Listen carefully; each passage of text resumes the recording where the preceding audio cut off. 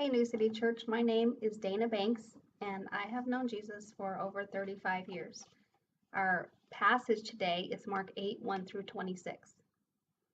In those days, when again a great crowd had gathered, and they had nothing to eat, he called his disciples to him and said to them, I have compassion on the crowd, because they have been with me now 3 days and have nothing to eat.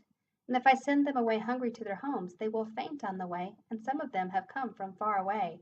And his disciples answered him, How can one feed these people with bread here in this desolate place? And he asked them, How many loaves do you have? They said, 7. And he directed the crowd to sit down on the ground, and he took the 7 loaves, and having given thanks, he broke them and gave them to his disciples to set before the people, and they set them before the crowd. And they had a few small fish, and having blessed them, he said these also should be set before them. And they ate and were satisfied. And they took up the broken pieces left over, 7 baskets full. And there were about 4,000 people. And he sent them away, and immediately he got into the boat with his disciples and went to the district of Dalmanutha. The Pharisees came and began to argue with him, seeking from him a sign from heaven to test him. And he sighed deeply in his spirit and said, Why does this generation seek a sign? Truly I say to you, no sign will be given to this generation. And he left them, got into the boat again, and went to the other side. Now they had forgotten to bring bread, and they had only 1 loaf with them on the boat. And he cautioned them, saying, Watch out, beware of the leaven of the Pharisees and the leaven of Herod. And they began discussing with one another the fact that they had no bread. And Jesus, aware of this, said to them, Why are you discussing the fact that you have no bread? Do you not yet perceive or understand? Are your hearts hardened? Having eyes, do you not see? And having ears, do you not hear? And do you not remember?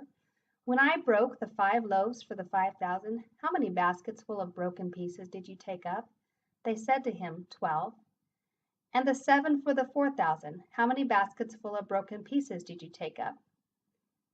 And they said to him, 7. And he said to them, Do you not yet understand?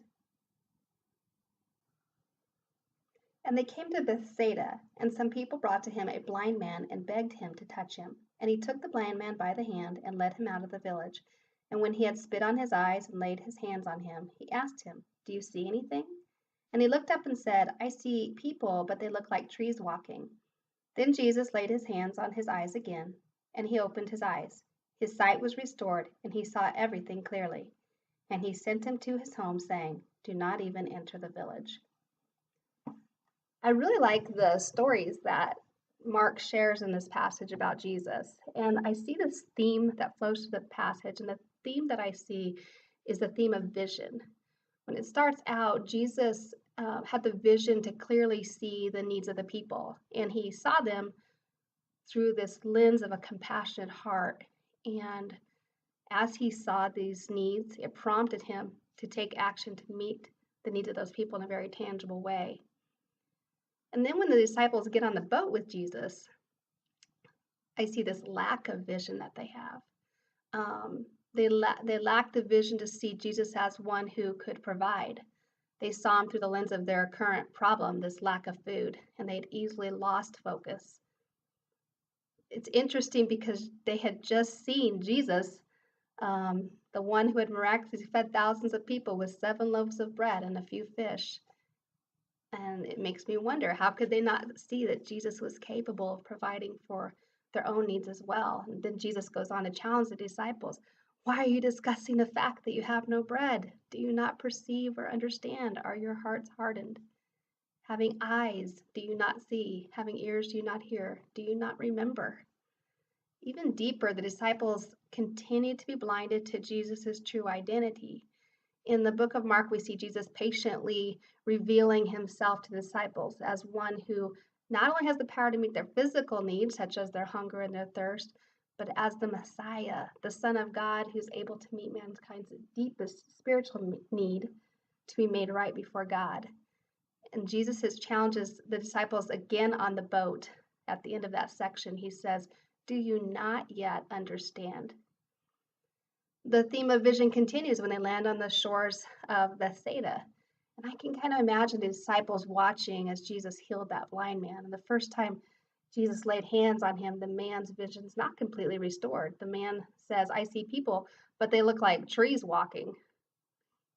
Then Jesus, in his loving kindness, lays his hands on the blind man again and says, "Now what do you see?" And the blind man's sight was completely restored and he could see clearly.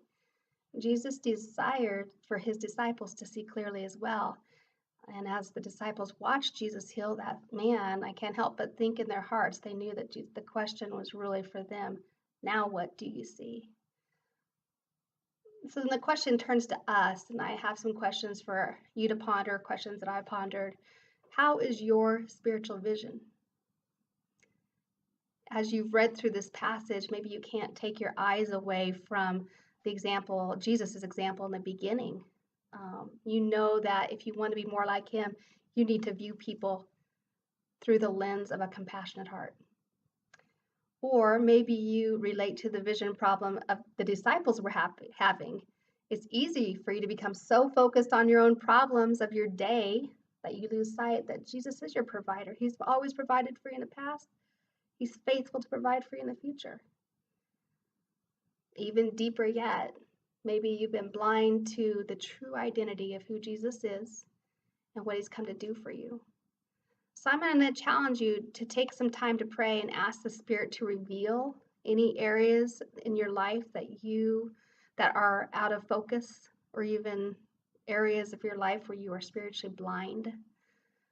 Confess the sin that can blur our vision, blur your vision. And then, once those things have been revealed and you have confessed, praise and thank God for the forgiveness he clearly offers through Jesus Christ, the Messiah, the Son of God, the Savior of the world.